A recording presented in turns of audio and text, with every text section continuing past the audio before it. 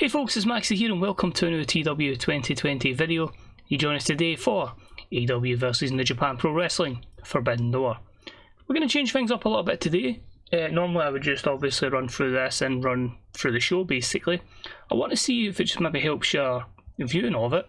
If we do this kind of review of the previous show, a rundown of the card, and then the show afterwards, because that will give a better idea of maybe explaining how certain things have came together.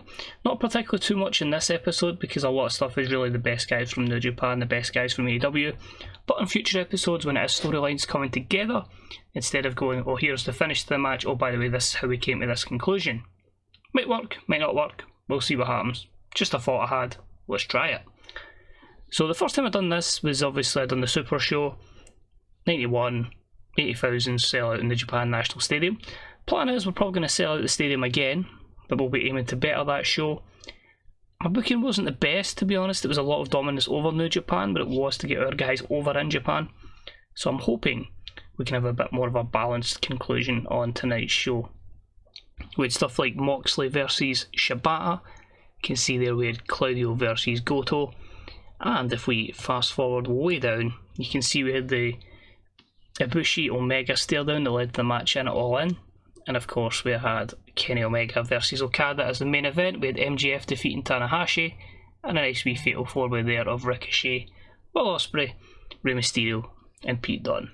So, you ask, what is on the cards for this episode? Well, a lot of stuff has been put together just of how we could load in from New Japan, how we could get in a one-off appearance. So, some stuff maybe isn't quite as storyline based as we would like, but we're going to take up just 312 minutes purely of matches before we get the angles in, and just the 18 matches, just 18, that's all. So we'll start off with the opener. I'm going to go with Jon Moxley defending the IWGP US Championship. He recently won it against Andrade, defeated him in a ladder match as well, and he said he was going to offer an opportunity to some of New Japan's finest. They kind of ended up matches elsewhere, but I thought, storyline wise, we can have the challenge accepted by Claudio from the Danielson Fight Dojo, Walter from Ring Camp, and he can also give an opportunity to his young boy, his young apprentice in Shota Umino. So I felt that'd be a good match. Out of the second match, we get Mayu Iwatani, AZM, and Takumi Iroha against the Karushida and the Inspiration. I'm going to butcher a lot of Japanese pronunciations. I don't watch New Japan or Shimmer or Stardom that often, so please excuse me on that. As I say, TW is my education tool on a lot of those wrestlers. But I felt here the Inspiration have done some good work as heels. Shida, obviously being Japanese, gets an opportunity, and I'm trying to really get some of the Stardom workers over, and the likes of Iwatani and AZM. Aroha has been doing some great stuff with us so far in AEW. I thought I'd give Nakamura a big opportunity. He challenges the TNT champion Pac. We've been able to get Bludgeon in action, so Yoshihashi and Hikaru Goto will take on the champions Proud and Powerful, so that'll be for the AEW tag team belts. We've had a bit of an issue between CM Punk and FTR alongside Hangman against Kenny and against Adam Cole recently, so I felt like, Hangman can continue this feud with CM Punk and FTR. And of course the Young Bucks have the great history in New Japan alongside Hangman, of course, with Bullet Club, so I felt like that'd be a good opportunity to do that match. Nice wee dream match here as we've got Kota Ibushi taking on Randy Orton. I feel like that's two guys that could put on a pretty good matchup together, so we've arranged that. MJF is not going to defend the AEW World Championship, however, the Dynasty, MJF, Sammy Guevara and Richard Holiday will take on the team of Shingo Takagi and For the Culture, which is of course Keith Lee and Shane Swerve Strickland. Pretty happy with that one. We've got some 6-man tag just after that, and it is the comedy trio of Danhausen, Orange Cassidy and Toru Yano, and he'll battle the team of Great-O-Khan, El Desperado and the Mad King himself, Eddie Kingston, who's ready to rid the comedy acts in AEW. After this, we have a nice little fatal 4-way matchup for the AEW Mixed Tag Team Championships as the tag team of Becky Quinn and Tyler Black defend against New Japan's Juice Robinson and his partner Tony Storm against the recently turned babyface Candice LeRae with Johnny Gargano And from the Supreme Collection we have Ethan Page alongside Red Velvet. And in match number 10, and that has seen Kevin Steen offer an open challenge to the end of the big dogs in New Japan Pro Wrestling. So of course Billy Goat himself has accepted this, and we're going to see Kevin Steen take on Will Ospreay. The AEW Women's Tag Team Championships are on the line as Chris Statlander and Jamie Hayter will defend them against the team of Starlight Kid and Utami Hayashishita. The butcher in the pronunciation is because Takeshita's his pronunciation is threw me off, so I'm assuming this would be nowhere near this pronunciation of that, but I've heard she's really good, so I'm educating myself on it. We have a non-title match featuring the Zero X champion, which will see Wheeler Yuta take on Hiromu Takahashi. AEW's representation from Japan is Riho, and she looks to challenge her unsettled Mercedes Varnado, of course one part of that faction with her, and of course Jade Cargill and Stokely Hathaway. After Andrade lost the IWGP US Championship, he kind of had a little bit of a mocking from Prince Devitt alongside him, Crispy and Bad Luck Fale. He's recruited some friends that are here for one-off appearances and some that are here for the long term, as Andrade teams with Santos Fantasma, the former King Cuerno, Raul Mendoza, Rush and Bandido as they take on Prince Devitt, Bad Luck Fale, Crispy, El Fantasmo and Tama Tonga. The AEW Women's Championship is on the line as Arisa Nakajima, former TBS champion, will go to try to capture the Women's Championship in her native homeland as she battles Jade Cargill. Adam Cole managed to get a match up with Kazuchika Okada, so that should be a blockbuster match. Bryan Danielson said to John Moxley he was going to try and challenge one of the best that New Japan has to offer, and it is going to see Bryan Danielson take on the ace, Hiroshi Tanahashi. And that leads to our main event. They've been colliding for the past couple of weeks on Rampage and Dynamite, with tensions really getting high between the present day leader of New Japan's Bullet Club and Jay White, and of course the man he kicked to the curb, which is of course the cleaner, Kenny Omega. It looks set to be a blockbuster show, and hopefully it's one that won't disappoint. Let's do this. So here we are, folks, we are ready now for the Forbidden Door. I actually didn't add too many angles into the show because I felt like it is in Japan, it's predominantly mostly wrestling based. I think we've got like 6 angles, but let's crack on. Let's see how each of the results went and a reason for certain booking logic. So sold out in the Japan National Stadium, we had the IWGP US Heavyweight Championship on the line.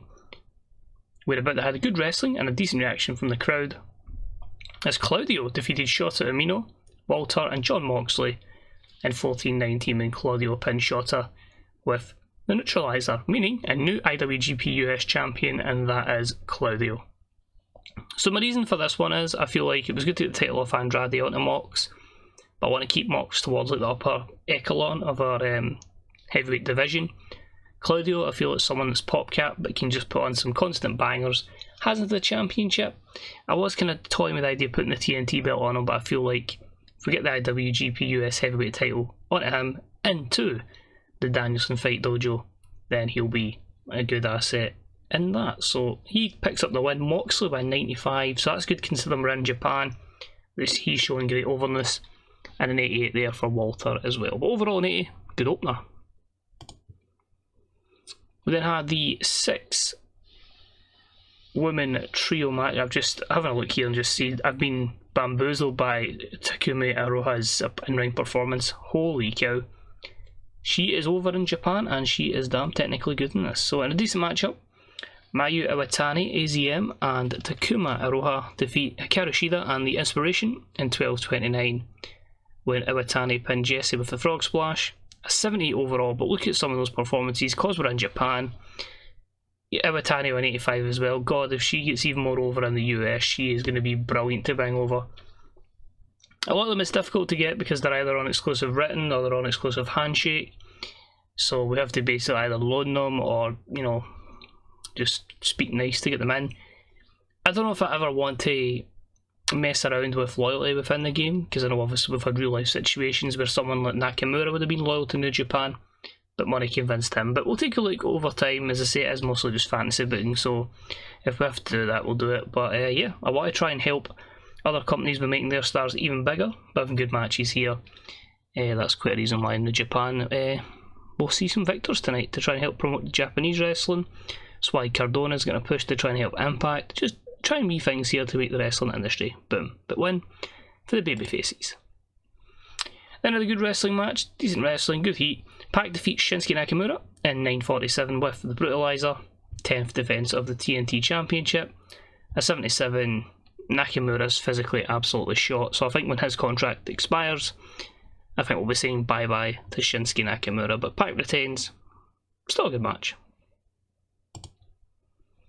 Next up, we had the AEW Tag Team Championships on the line, and it was a decent matchup as Proud and Powerful defeated Bloshimont in 11:48 when Santana pinned Yoshihashi with the Street Sweeper.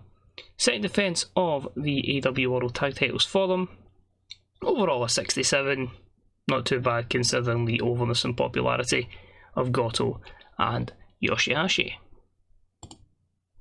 Move further on to a 6-man tag, and it was about that had great wrestling and good heat as CM Punk and FTR defeat Hangman and the Bucks in 15:47 when Cash Wheeler pinned Matt Jackson with an unskinny bop. 77 overall. Obviously you lose the boost you would get for the excellent tag partnership of the Bucks and FTR. But you can see here, maybe they're not the most... Well, Punk's not as over in Japan, and I feel here like the Bucks are always going to get good performances because of their technical attributes, but it's a shame that it never really works with Wheeler and Harwood. But we'll keep pushing them anyway. Good performances there, it must be said as well, for Hangman Adam Page. And after that, I just had a little bit of mocking from CM Punk, Cash Wheeler and Dax Harwood to the Japanese interviewers. Obviously it's a 6-8 because of the language barrier, but how many times have you saw the likes of Jay White, Kenny Omega, Prince Devitt over the years cutting promos in English? So it happens. I was always going to take this tanking rating for that. Next up, great heat, good wrestling. Randy Orton defeats Kota Ibushi in 14:47 when RKO. 81. Orton wasn't going to put him over, and I thought, you know what, we'll have him pick up the win here. And yeah, simple matchup, giving Randy a big win on a big stage. Next up, moving on, a good matchup here is the Dynasty picked up the win over Shingo Takagi, Keith Lee and Swerve Strickland in 14:18 when MJF pinned Swerve Strickland with a Swanton Bomb. So 79. So the reason really for this one was again to just give them a good victory, and I didn't quite want to match anyone up with MJF because I think he had Tanahashi last time and I didn't want to go MJF Okada. So they continue their reign of terror. Not looking too good for Keith Lee and Swerve, and good to get Shingo in there as well. Then had the comedy, if you will, 6-man tag. These match up the team of Great O'Khan, El Desperado and Eddie Kingston defeated Danhausen, Orange Cassidy and Toru Yano when Eddie Kingston pinned Danhausen. We'll just say he used the... Or was it the... I can't even pronounce it, the elbow thing he uses. Anyway, we'll just say he used that right. But Eddie wins, best performance from Eddie.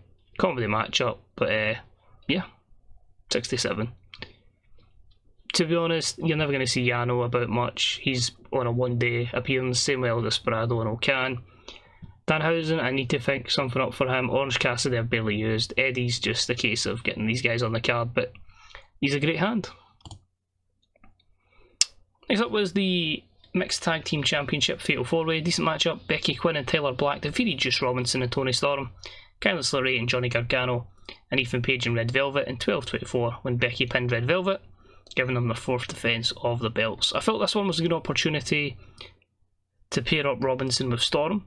It was a chance to see how LeRae and Gargano got on, and because we've just turned her babyface, I felt like I didn't want her to take the fall, so Red Velvet will probably still look really good in defeat, and it makes Becky look amazing. But some great performances there. Becky's performances have been in the 80s, some in the 90s. She's really got over in this tag team with Tyler Black, and yeah, 80 overall, pretty good. I must say as well, Candice with 56, considering her blowoverness, is really good to see. Moving along, a heated confrontation between Okada and Bryan Danielson backstage. Could be hinting at something in the future. I was hoping this would be my cheap 100 rating. Sadly not, so just a 78, so we may suffer a little bit because of that. But we do have the boosts on, because we've got money. Next up was that matchup with the Open Challenge. It had great heat and good wrestling. a feeling this was going to happen, but I still wanted to try it.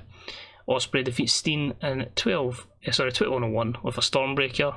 78, both guys with 79 because they don't click. So you probably see them down from about an 83 or an 84. But good win for Ospreay. New Japan continuing to have a strong event. Then had a promo from Zack Sabre Jr. alongside William Regal. He basically just talk about how he's not on the card tonight because he found like there was an opponent worthy of him, Tyler Bate and Pete Dunne. But he just says New Japan, he made his name here and he's going to make his name globally under the tutelage of William Regal. So I was hoping this would be a bit better because of his ability to speak fluent Japanese in-game, but not the case. So it's sad I couldn't get them on the card, but I'm really looking forward to what we build with Sabre Jr., Regal, Bate and Dunne. With the Women's Tag Team Champions up next, and that was a decent matchup that saw Chris Statlander and Jamie Hayter defeat the Starlight Kid and the Utami Hayashishita. Worst pronunciation that one, but anyway, in 12:51 when Jamie pinned Utami with a curb stomp, giving them their first defence of the belts. Just giving them more matches, giving them some more exposure. What I'm going to do here as well is Chris and Jamie need to improve their psychology, so I'm hoping with more matches that will help them develop into better workers. But 4 good performances there, and 69 rating with Jamie, having a little bit of a stale gimmick. Next up we had the non-title match between Takahashi and Wheeler Yuta, because I was going to put Takahashi over, and he's a one-off appearance, so I'd probably vacate my belt, I'm not actually sure, but I believe that to be the case. So great heat, decent wrestling. Takahashi defeats Wheeler Yuta at 11:38 with the Fisherman's Suplex. 76, solid. We then have the TBS Championship match, which went really well, but it had some great wrestling and good heat, as Mercedes defeated Riho in 12:49 with a bank statement. She makes her 4th defence of the TBS Championship. She's rocking an 89 performance. She is in an absolute tear. Turning her to align with Stokely and Jade has been a masterstroke, but an 81 overall. Riho is as over as she is domestically as she is in Japan, so it was a risky, but I felt a good opportunity for her and a good matchup, which will further raise the prestige of the TBS Championship.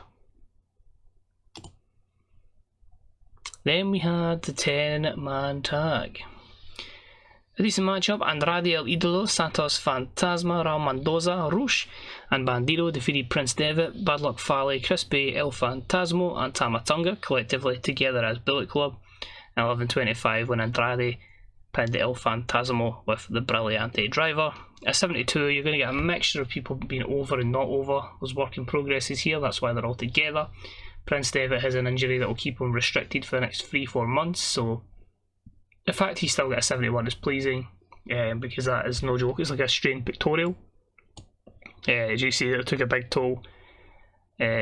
So what we'll confirm is, because obviously it's going to be real before we book the next kind of things, next shows, Andrade, Santos Fantasma and Raul Mendoza will be in a faction. Rush was a one-off appearance, I won't be able to get him for a while. Unsure if Bandido's going to be there full time, but we'll see. Devitt is Bullet Club, Fale is Bullet Club, Chris Bay is Bullet Club, Phantasmo was the one-off deal from New Japan, Tamatonga's in a 1-month deal to get him in for this show. He was released by New Japan. I don't know if I can get his brother, maybe we could get Guerrillas of Destiny, because I do need some heel tag teams on the Rampage brand. But 72 overall, massive win, and a bit of revenge for Andrade. We then had a matchup that was superb, as Jade Cargill defeated Arisa Nakajima in 15:53 with the Jaded, following Stokely halfway interference, and it gives Jade the 7th defence of the AEW Women's World title. 80. This one, just a regular victory. I was actually hoping maybe a sleeper, in a sense of Nakajima has 86 psychology and is really over in Japan, which is why I put this match together, so she could carry it and it would have a massive rating. Jade's over everywhere, maybe not so much in Japan, but I felt like if Arisa could carry her, then you never really knew what could happen. But an 80 is still pretty good. It's really encouraging and pleasing to see any women's athlete in the game get ratings into the 90s. It shows that they are really, really at an elite level, and if I could push any female match into the 90s, I'd be absolutely ecstatic, and I hope that is one thing we can do. But hey, Jade picks up the win. Carries on a great run as champion. Next up, we had an exceptional matchup as Okada defeated Adam Cole in 2005 with a Rainmaker. As I say, we're going to make sure all the New Japan guys picked up the victories over our guys, and that continued to be the theme here with the win. A lot of them aren't too over in the US, so I'm intrigued to know if with these being global shows, despite being in Japan, would Okada take a lot of overness from Adam Cole in the States, because it could help him, but I suppose that's something we'll see post-show. But 85, sensational stuff. We have a hype package for Kairi Hojo versus Io Shirai, and you're wondering, massive show in Japan, why are you not allowing these two women to take part? Well, what we're actually doing here is promoting our next show. So both ladies won't be on the show, and sadly neither is Kana, 3 fantastic Japanese female wrestlers. But our next show is Our Presence is Elite, which is of course a full women's wrestling show. We are going to have a 30-minute Iron Women's match. At the moment, that is the plan. It may change stipulation between this hotly contested feud between Kairi Hojo and Io Shirai. So they'll main event, the show will be full of women. It'll probably take a hit because it will say, well, this is not your big stars, but there is a lot of talent in that division that are over, and I'm really intrigued to see what they do. We may have a few male, and I mean that in the sense of if there's a mixed tag team championship match, that's to be decided. So it may go on with BB Ford and Tez Ford taking on Tyler and Becky. But the stuff these two have done together has been pretty encouraging, and I'm absolutely delighted with that. So 72, thought they'd maybe get a bit more overness, but it is what it is. Co-main event, and it's a struggle. About that had great heat and good wrestling as Tanahashi defeats Bryan Danielson in 13:57 with a high fly flow. 82, Tanahashi only delivers a 67 to Danielson's 92. Obviously in-game now Tanahashi's 48, so he's obviously must have had a massive physical decline and an attribute drop, but it's Tanahashi, so I wanted to have that big matchup, but you can see there, oh no, Bryan's got the physical decline as well. No, that's going to be horrible when that hits, and I need to take him out the main event scene. Maybe need to get that world title on him one day, but yeah, it was always going to be a shame that we couldn't have it much higher than that. And 82 is what it is. It was going to main event until I went with Kenny and Jay. But yeah, the Ace picks up the win over the American Dragon. And as we lead to our main event, a special entrance for Kenny Omega. Gets an 85. Pyro, you name it, looks good. 85. Same for Jay White, an 84. Kenny versus Jay. Who's going to pick up the win? And the winner, in an exceptional matchup, Jay White defeats Kenny Omega in 26:07 with the Blade Runner. So the New Japan guys mostly go over here. Jay's, I think he's pop capped. I think he was pop capped at like 80. I think it's like 84 domestically. It might even be 70 in Japan. Or at least, when I say domestic, I mean in the States. Kenny's obviously way over. But I felt like we can really push New Japan here. If it hampers our guys' overness, we'll bring them all back and we'll put our guys over. I'll get my revenge. But overall, delighted with that show, which in the end gives us a 95. And I think that was a lot fairer. I think we gave New Japan a lot more, considering what we took from them the last time. You know what I mean? That's a lot of wins there. There's a few wins. But even at that, like, the 2 titles being defended, that was our talents defeating our talents. But I still feel like that's a blockbuster show. Really happy with the 95 rating. So just going to quickly jump to the main screen. As I say now, I've got quite a few shows coming up in quick succession. So you'll obviously have videos every Thursday. But obviously the next one will be Our Presence is Elite, which is of course our full-on women's show. We'll have Kairi Hojo taking on Io Shirai in one of our main matches for that one. I'm going to confirm a few other matches here and now if I can get my document to load up my phone, because you are going to also see the free-for-all show, which is going to be in Mexico, we are going to see Andrade El Idolo challenge Maxwell Jacob Friedman. And then after that, the end of March, move back a wee bit, we are going to have a fatal 4-way for the world title. But who'll be in it? That remains to be seen. Let's have a look then. So, fantastic reviews. Also, I'm not going to win Match of the Year this year. I think it was Okada and Ospreay went to a 100 rated match. So, yeah, not going to beat that. Just double check. New Japan, top 100s. So they won in 2022. There you go. Ospreay defeats Okada. 100 rated matchup. They're getting all the 100s and 99s, 98s, and yeah. Unfortunately, I've yet to figure out what they're doing, but we have the 98, 95, and a lot of... There's still a lot of great matches, exceptional matches, but that 100, sadly, escapes us. What else have we got then? Odyssey Jones has won the NXT Championship. He defeated Kushida, because we're styling Kushida. We also let Ricky Nelson go from the Dark Factory. Apart from that, nothing else really too notable there, and that's just Gabriel Rio, one of our new gens in developmental, gets a new deal. Dustin's going to extend his contract. But you can see there, because of all other appearances, Rushia's gone, Yota, Suje, Jay White, Ibushi, Takagi, you name it, they're all gone. Unsure if I'm going to extend the deals of Main Event and Dish Network, because I might just stick to strictly our network. That's fine going forward, because our buy rates are never anything, because we just get everybody on the network. I mean, we've got enough money, we don't really worry about it too much. Keith says that Iwatani has charisma.